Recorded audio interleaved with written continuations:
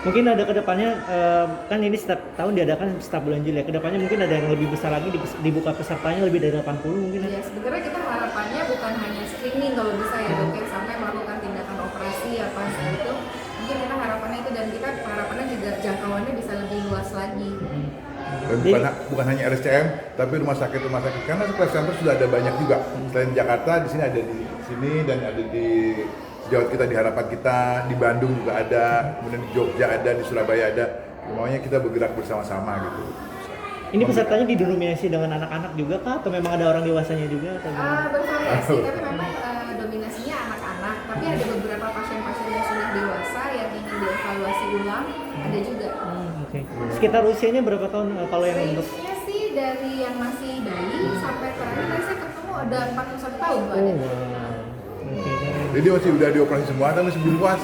Gitu. Dia apa sih yang kurang dari saya ini dok? Nah, kita lihat ternyata tadi ada parutnya masih belum baik dan sebagian besar pasien juga hidungnya masih miring dan sebagainya. Gitu. Masih ada tempat untuk melakukan yang terbaik. Oke. Sumbing itu kenapa sih dok? Nah, sumbing itu multifaktorial, jadi banyak hal. Sampai sekarang penyebab pastinya belum ada, tapi yang paling banyak di Indonesia adalah pertama genetik, kemudian yang kedua asupan gizi ibu selama kehamilan, vitamin selama ibu kehamilan, kemudian adanya faktor-faktor pengganggu obat-obatan tertentu yang diminum waktu hamil dan ibu nggak tahu harusnya nggak boleh jadi itu. Nah, kemudian apa lagi? Banyak ya. Iya.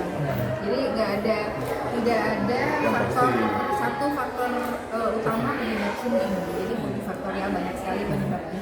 Oke, dok boleh kasih tips gak sih untuk ibu hamil agar anaknya ini lahir secara sehat, terus sempurna, mungkin tidak ada seperti dalam tanda kutip sumbing gitu. Mungkin selama kehamilan melakukan apa sih dok? Boleh tipsnya nggak sih? Dari saya? Iya.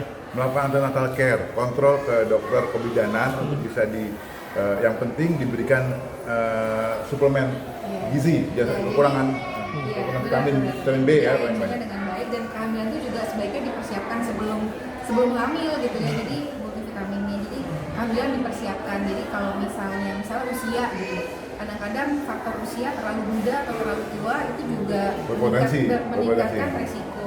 Kita juga biasanya mengedukasi pasien terutama dengan, karena sumbing ini kan sebenarnya tidak bisa benar-benar dicegah resikonya 0% gitu ya. Jadi bisa terjadi siapa saja, karena kita nggak bisa menyalahkan satu faktor penyebab utama gitu terjadinya sumbing.